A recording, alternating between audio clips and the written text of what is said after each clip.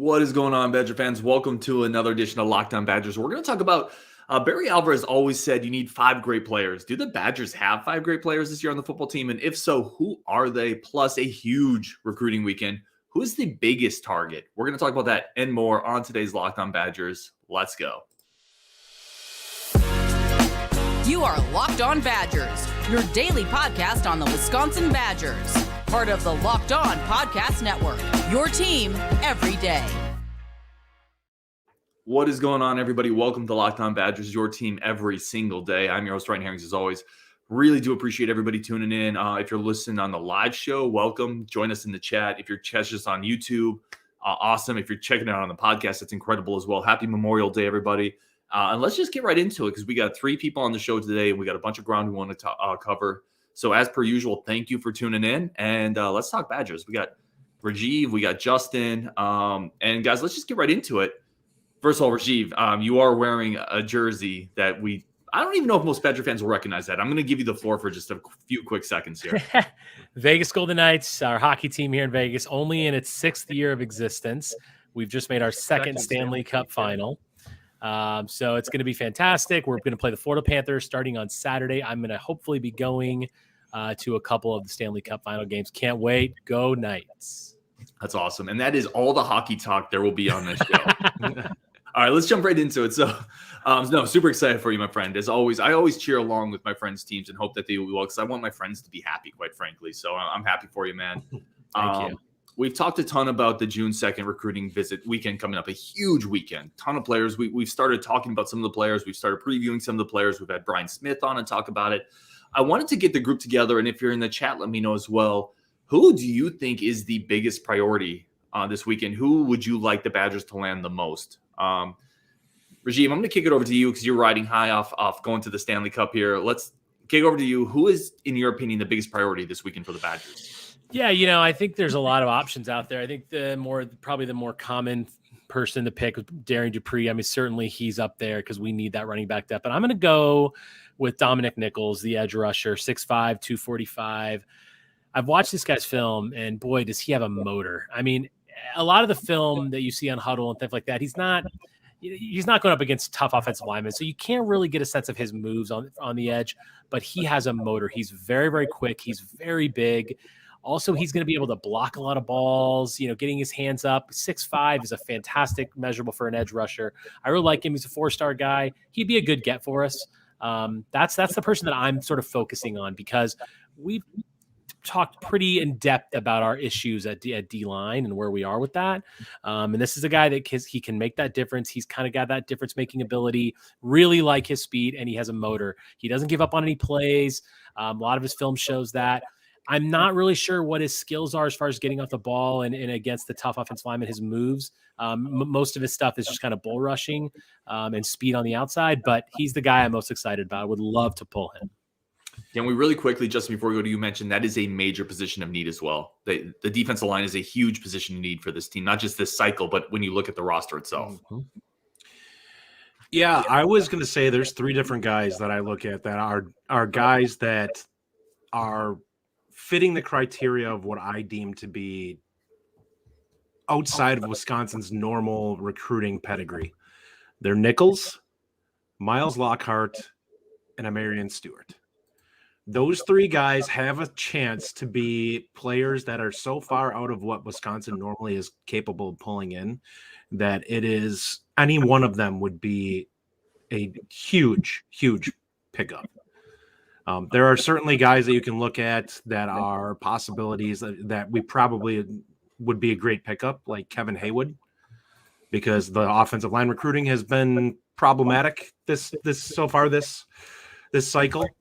But I think there's time left for that. There's so many offensive linemen out there. We don't even really know what the board looks like at this point. Haywood would be a great pickup, but I think there's time there for that position yet.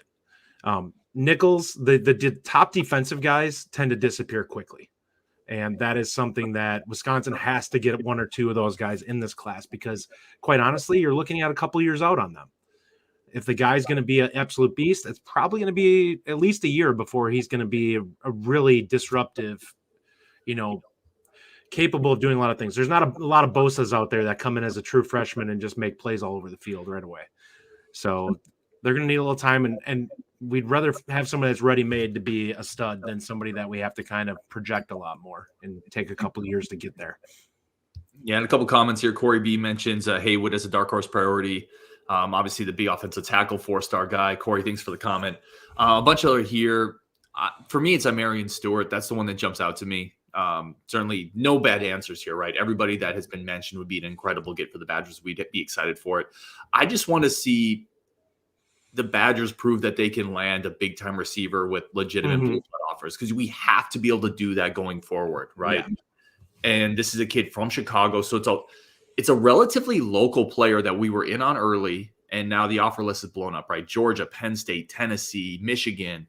Can we land him? And to me, I'Marion Stewart, not so much because you need a receiver right now, but you're going to need to continue to stockpile for Longo's system. Can we do that? Can we prove to do that? So for me, Stewart is a guy. Mikey Deschler agrees with that. I'Marion Stewart. Also, another one on Stewart here was Logan Couch, says Stewart. But there's a lot of great answers in the chat here. So Stewart to me is my guy. I had a quick backup guy, was Anele Lafael. I mispronounce. I do the name differently every time. Anele Lafaela. I don't know. But two quick reasons with him. The first one is this is a prospect, a defensive end / outside linebacker out of East St. Louis High School, Hawaii, pipeline school, big time program. So I'd love to stay in that program, continue having interest there. But the thing that really intrigues me with him, outside of the athleticism and the quickness in space, he was a guy that Bobby April loved, Jim Leonard loved, Mike Tressel loved, and Luke Fickell loved, right? It's a clean sweep with guys we all super respect. Yeah. So when you tell me that both defensive staffs love this guy, that makes me want him even more. So that's my kind of backup to I'Marion Stewart. See, I'm not as worried about him simply because we got Heilberger already in the hopper, and he's a freak show of an athlete. Like, he is from a actual physical tool standpoint. I can't think of a guy that we've had at that position since probably TJ Watt that has his type of measurables. So you're looking at that type of skill set. We don't normally get a guy that's 6'4" at that spot that has the length and is capable of, still having the speed and probably adding a lot of good weight to get to 240, 245 and still be a serious athlete out there. So let me ask you this, guys. Like, okay, so we've talked about who we like and who we want. Who do we think we're actually going to get? Is there someone, like, if you had to say right now, we're going to get one of these sort of big sort of 4-star guys, who are we most likely to bring in based on positional need and things like that? Where are you guys at with this? For me, at least right off the bat, I'd say Dupree. That's where we've heard good things going on there. I would say, was it Dylan Jones or is it Dylan Johnson, the kid from out east? Is it Jones? Is it Jones or Johnson? I can't remember. I got the list up here. Hold on. We're trying to remember which weekend he's coming in. He's not coming in this week. He's coming in this weekend. He's not a June 2nd guy, I don't think. Yeah. No, he's 16th. It's Jones and it's the 16th. Yeah. So they have to hit on one of those two guys. They have to hit on one of them. I don't know how deep we are in it with Jones. So looking at it, Dupree, we've heard a lot of good things. We've heard some tea leaves leading in the Wisconsin direction. It would be a big get. We haven't had a back with his type of elusiveness since probably James White. So it's been a bit since we've had a guy that's capable of being shifty and kind of moving around behind the line.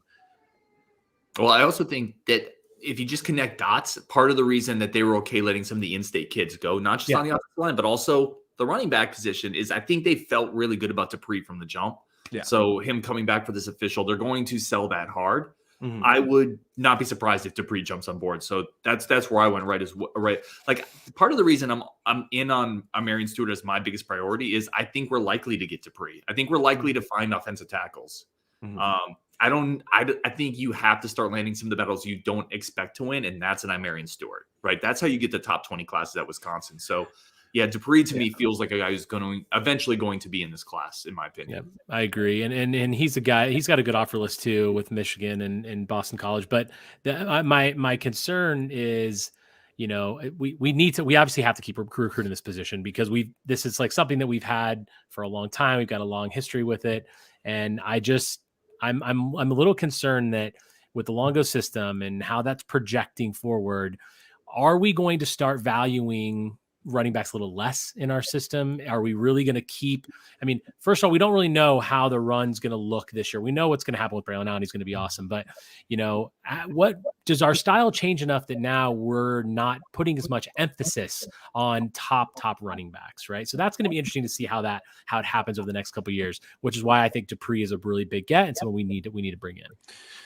Yeah, I think the running game is going to change a little bit. I think it's going to be a lot more slashing, knifing type running backs, and that's exactly what they had at North Carolina. And I don't think that's a bad thing. Those guys are huge problems in space.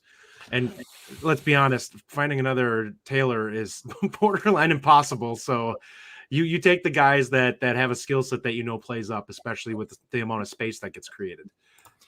Yeah, and Bo Dragon put it here. It's easy to find a running back if your offense is scoring points. I don't want to say it's easy, but I think it's easier to find a running back in the type of system that Phil Longo is going to have that's going to be explosive and dynamic in space. And to that point, Dupree, Justin, you hit on this. He has elite contact balance. He runs through arm tackles. He's incredibly quick. He's fast, explosive. He would be dynamic in any offense, right? And that's sometimes people look at a guy like Dupree and they're like, kind of a scat back. They try to kind of pigeonhole him third down. He would be great in any offense, and he would be an incredible get for any offense. So the only knock you can really have on him is he's not a guy who's going to add a serious amount of weight. He's probably going to be top out at like 210, which is not a problem. And a lot of offenses, that's all they have for running backs are guys that are 210. Wisconsin's one of the few offenses that likes to drag in guys that are 220 plus. There are not a lot of teams that carry a back that's that heavy. And they're not typically guys that can run if they are. Mm-hmm. All right, we're going to take a quick break there. We've kind of, again, this upcoming weekend is going to be absolutely enormous for the Badgers in continuing this recruiting cycle. We're going to take a quick break there. Then we're going to come back and talk about, do the Badgers have 5 great players on the football team? Barry Alvarez always said you need 5 great players. We're going to talk about who we think those players might be this year on the Wisconsin Badgers. But first, a quick break for our friends of the show over at Built Bar. I've talked about it a lot. Built Bar is my number one source for when I got to get a little healthier. And listen, the winter and the spring haven't been the kindest to me. I got to get a little more in shape, look a little bit more like Justin, get a little bit, hit the gym, right? Get some protein, 16 to 20 grams of protein in your Built Bar, only 190 to 200 calories, and incredible flavors. I've said it before. I like the churro, but I also like the s'mores. I like the puffs. Their birthday cake is ridiculous. My kid, my oldest, ate like 6 of them.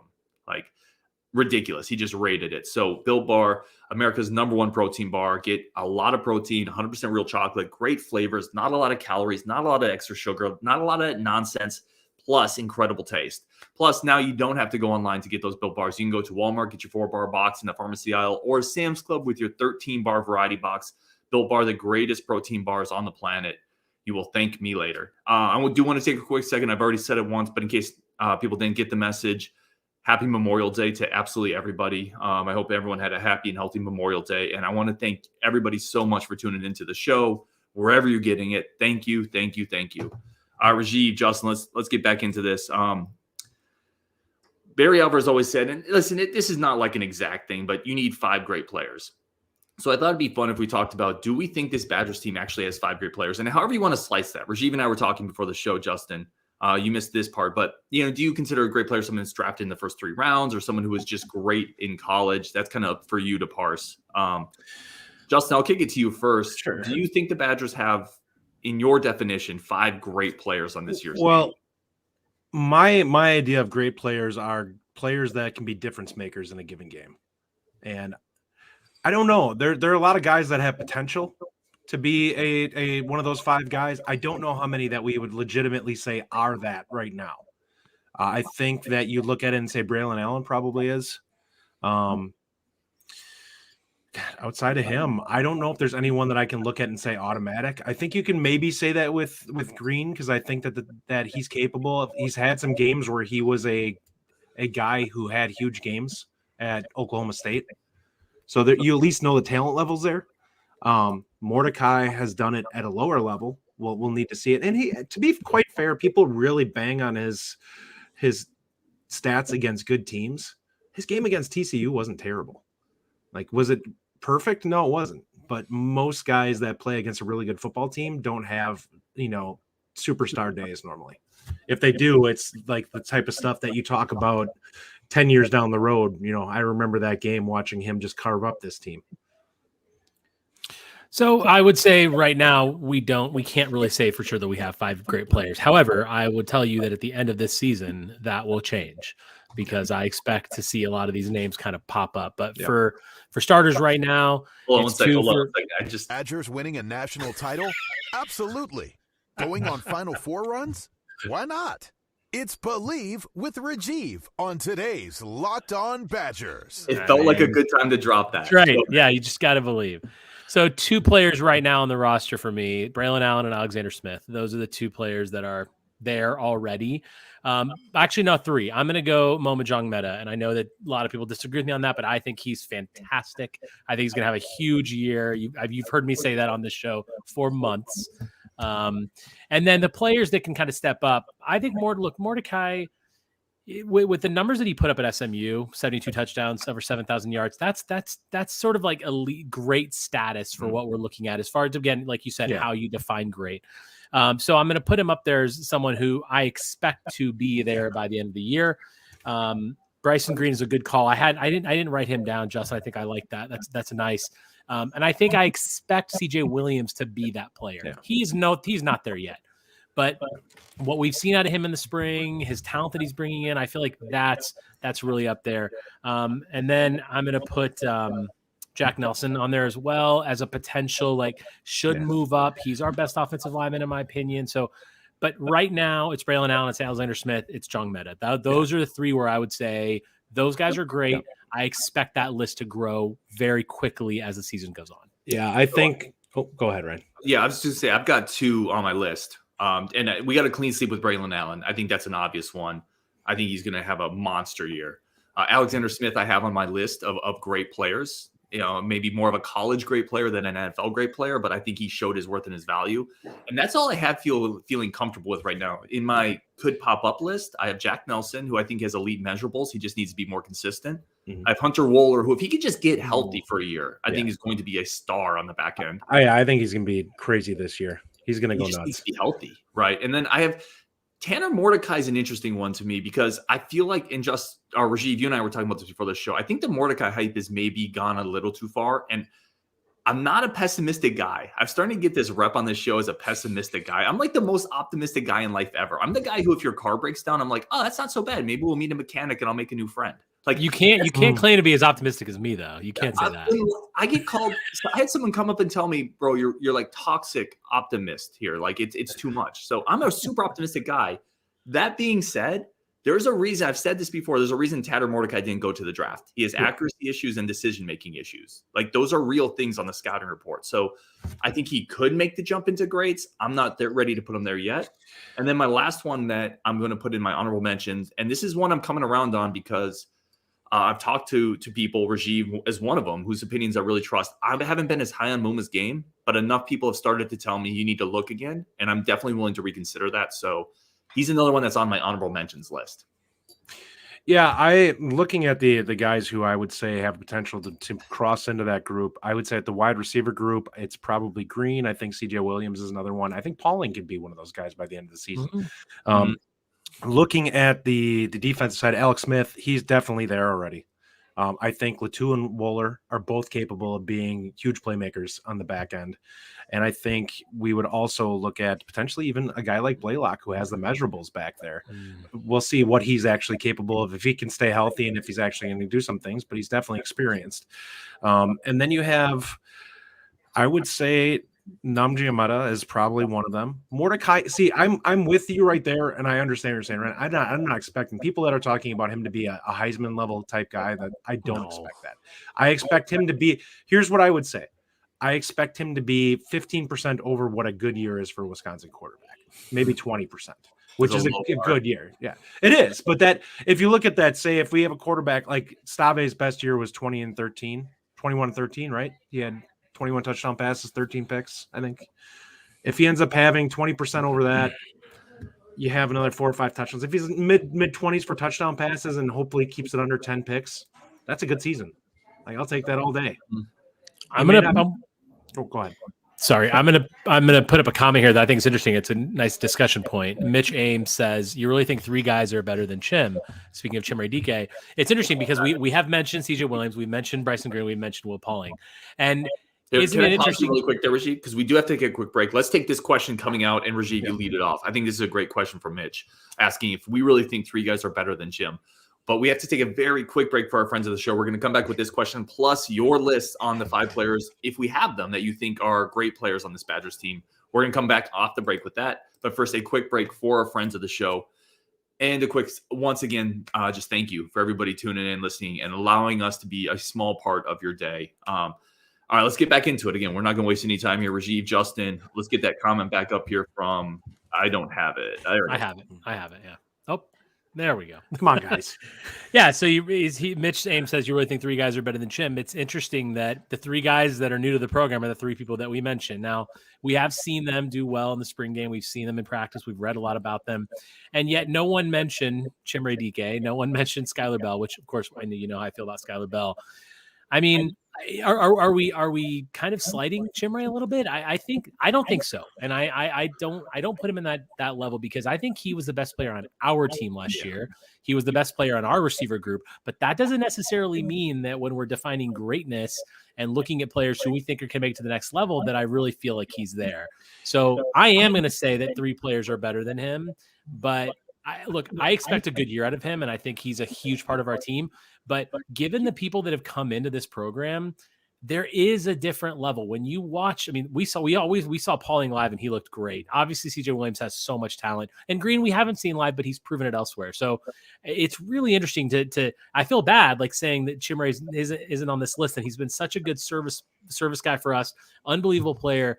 But times are changing, guys, right? Yeah. There's definitely a different. I'm projecting a lot on physical tools, and when I look at Chimere Dike, there's nothing that truly stands out in terms of his skill set that I look at and say that right there is an elite skill. He's a solid route runner. He's got a nice frame. He's not a burner. He's not a guy who's elite quickness. He's pretty much just polished. So there's not something I look at and go, this is going to carry him to having big games consistently. When I look at guys like CJ Williams and Bryson Green, they have like CJ Williams' ability to go up and attack the football and make 50-50 plays, and ability to be strong out there and have some elusiveness. He's a guy who I think has that. Bryson Green has strength and great route running. And then you have Pauling, who's just very sudden. He's a guy who's got some elite speed, and that is something that you can kind of look at and say, these are things in a game where when it comes down to scheme and they make the right play, does this guy have a physical talent that he can use to even break the play, even if they have it covered? So I'm going to say you guys are selling Chim a little short. You notice I didn't have any of these other receivers that you guys had on my top 5. I didn't have Bryson Green or Will Pauling or CJ Williams. We didn't say it's a lock that they're going to be there. I'm just saying potentials there. I do think you also didn't put Chim in your honorable mention. I also didn't do that. Yeah. But none of the other receivers either. I actually think the receivers are going to kind of cannibalize themselves, and it's going to be hard for them to emerge as like a great player because there's going to be so many options there. But I do think. So to me, again, if we're talking the equation, you guys hit on this, the equation of great. I don't know if Chim has the upside of some of those dudes, but I will say being polished is its own type of trait, right? Being B to B+ at everything is a really valuable thing, right? He's fast out of burner. He's a good route runner, good hands, good toughness, good teammate. He's going to understand the playbook. He's going to be reliable. He's stayed healthy. He does a lot of things pretty well. And that type of rounded receiver can have a pretty big upside. I would also point out, how would Bryson Green have looked at it in our offense last year, and how would Chimere might have, or even Skylar Bell might have looked in an Oklahoma State offense where they played lesser defenses at a much better quarterback and a much better passing game. We might be looking at those guys as a Bryson Green type because they would have put up better numbers for sure. So I do think Chim gets lost a little in the shuffle, but I do agree also with the point that you've made that his upside, just because of physical tools, Justin, and this is where you were going, is not CJ Williams. He just doesn't have those type of physical tools. Mm-hmm. But he has proven it on the field. You're right about that. And given the offense that we had last year and the quarterback that we had, the fact that he did have the production that he'd had, I mean, and now, he's not necessarily going to be going up against the top corner every week, right? Depending on who else shows up. I mean, he could have some better assignments, and he could have a big year. And he's been a great player for us. He's someone that I appreciate. And without him, who knows where our receiving core would be. So good on him. But it's a good point, Ryan. I think it's probably a little bit of a selling him a bit short. I don't think it's selling him short because I don't look for him to have a bad season. I think that he's going to put up solid numbers. I think we're just looking at it, and I think if there's a guy who I'm going to look at to make a play in a big moment, I just don't think that he's that guy. Like, he's had opportunities to do that previously, and he's pretty much he is what he is. Like, you don't see, there hasn't been a game where we've been in a big moment where we had to have a play where any of our receivers have made a huge play, and we're just like, wow, where did that come from? That's crazy. You know, we've seen some of that with Bryson Green, make a catch, throw a guy off his back, and run 60 yards for a touchdown for Oklahoma State. CJ Williams, you haven't had a chance to really see it with him, but we've seen some of the tools that are there for that type of play. And same thing with Pauling. And that's what I need to see from him. Like, if DK starts showing some of that stuff, or he starts breaking off big plays where it's not there and he throws somebody off or does whatever to kind of break it, then 100%. I would say that he's capable of being that guy. So Ryan and I talked about this before we got on. This today was about the fact that none of our lists list any D linemen, right? So if you have to pick someone on that line that is going to elevate to the great category, who are you picking? Justin, any thoughts? And just caveat, we're talking this year, not 3 years. Yeah, this year. I would say it's bowlers, because I think they're going to use him effectively for the most part as a rush lineman. Mm-hmm. He's going to be out there as an outside linebacker, but he's going to be probably rushing, I would say, 75% of the time. And I think he has the most projectable skill set for that, to be disruptive and to be a guy who causes problems. Varner, is another one. We have the comment that came up that says from Mike D, Varner will break out year if healthy. It's possible. I need to see it at this level. Like, there's some tools there, but we need to see him do it against a good offensive line at the Power 5 level. And if he can do it, then he could be a difference maker for us. I'm going to go with Petrowski because he's done it. He's shown that he can. And I think that's a guy who could have a really breakout year. And I'm going to go a little on a limb here. And I think by the end of this season, we could be talking about Jamel Howard making an impact as a freshman. And where are we calling him great? And I know that's a stretch, guys. He's a recruit. I get it. I think we'll see flashes for sure. The physical tools that he brings, the size, that ability to shore up the inside line, he could be a guy that we're talking about 6, 7, 8 games into the season as wow, right? And Chell put it up there, Jamel Howard. So let's not sleep on him either as a D-line potential. Yeah. He's a guy, if for the everydayers that watch this show all the time, when he committed and he was the lowest ranked prospect Wisconsin and Paul Chris had, I said, this is the sleeper. This guy's a stud, huge get. And then as he built recruiting momentum, we had Brian Smith on that talked about how badly Miami, the Hurricanes, tried to get in on Jamel Howard. Michigan wanted him. LSU did too, didn't they? LSU wanted him. He's a blue chip defensive line prospect, and we don't get those. That being said, I don't think he's going to be quite ready this year. I love the get though. To me, it's Varner. Justin, you're right. He has to prove it, but I mean, so does TJ Bowlers. So does Petroyski. I don't know if feels like a tweener. Like, I don't know if they're going to where they're going to play him fully. If we're talking defensive line, it's hard to take any. I'm sorry, not to cut you off. I was going to say it's hard to take anything away from spring because he was coming back from mono. We have no clue what type of physical conditioning he was in by the end of camp. So it's like whatever we saw from him in the spring game and everything, it's like he could be a completely different player by the time fall camp hits. Rajiv, I want to give you this question here because you are the resident Skylar Bell stan. Yes. Tim says, I have no idea what Bell has done to make people so high on him. I've yet to see anything impressive. Feel free to respond to Tim one way or the other. Look, I mean, I think it's 100%. Like, he is very, very explosive. He's a guy. He's a vertical threat. He can absolutely. I think he's got good hands. I understand that he's got a lot more to prove, and I'm not suggesting that he doesn't. But coming out of last season, he was the guy that I felt like I was most excited about on the team. I bought the guy's NIL jersey. I'm all about it. I feel like he's got this potential. He has NFL potential, in my opinion. Now, I'm not saying he's going to get there. And I think, obviously, seeing what's happened in the spring this year, he's fallen to the second team. He's behind Pauling.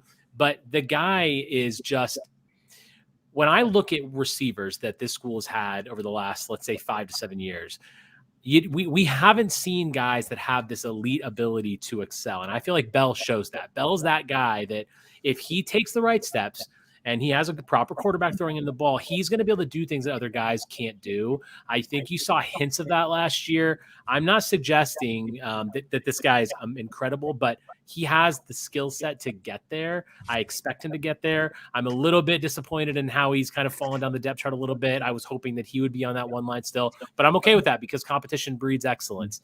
So, but yeah, listen, Bell has so much explosiveness, and he's got really good speed. He's got really good hands. He has a great career in front of him. I still believe that. Just because Pauling is coming in ahead of him right now doesn't mean he's not going to have a big year. And even though he technically is on that 2 line, we're going to see a lot of 4 wide sets, 5 wide sets. He's going to be in there a lot. He's going to get a lot of reps. But yeah, I love Bell. I still do, and that's not changing. Let's finish on this here because we're at about 30 minutes. We're going to wrap it up. Can I give like two sentences quick on Bell? Yeah, Just sure. my 2 cents. No, so I take a look at him, and the one thing I'll say from this last season, I think there's a lot of physical tools there with him. I think his hands were a little inconsistent this last year. I think he's capable of making tough catches, which means it's more of a concentration thing with him. So if he can lock that in, I do think that he has a pretty high ceiling. It's just he has to achieve that, and he has to be consistent. And if he does that, he's got a chance to be a really good player. Let's wrap it up here. Let's do one more comment here. Jay Daly says Rajiv wearing the worst sweater in the NHL. Stick with the Spurs shirts. Going to the Stanley Cup final, Jay. Going to the Stanley Cup final. Jay bringing the heat.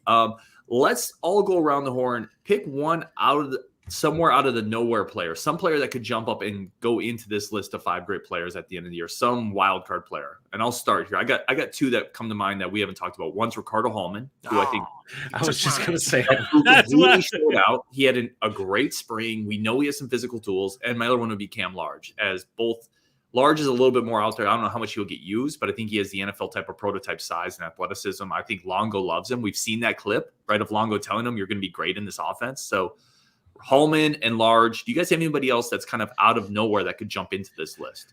I was going to – sorry, go ahead. Jason Maitre. Oh, man, he took my second one That's a now. good one too. I was going to say Hallman, and then I was going to say Maitre. I think he's going to be really good in the slot. I agree. Yeah, I mean, I agree. I 100%. I think Hallman, I almost actually wrote him down earlier as someone who I felt like he could, he's looked really good. Obviously, he looked fantastic in the spring game. So yeah, Hallman's the guy that I feel like could do really well. Let's also put Jordan Turner up there too. He's the guy that I've talked a lot about. I love our middle linebackers. I think those 2 guys in the middle can really they're going to wreak havoc a lot this year. So I'm going to put Turner up there as well. Zach Part says Jack Pugh. That's who actually I meant to say. I said Cam Large. I meant Jack Pugh. Sorry about that. It is 11:43 Eastern time. But yes, Jack Pugh for sure. And Nick Flav says Ricardo Hallman, 100 tackles, 10 picks, 25 pass breakups. You heard it here first. Let's go. We're going to wrap it up there. Justin, Rajiv, thank you so much for tuning in. Thank you for everybody in the chat. Really do appreciate it as always. And again, it is still officially Memorial Day weekend. So have a great one. Thank you so much for tuning in on Wisconsin, and let's do it again tomorrow.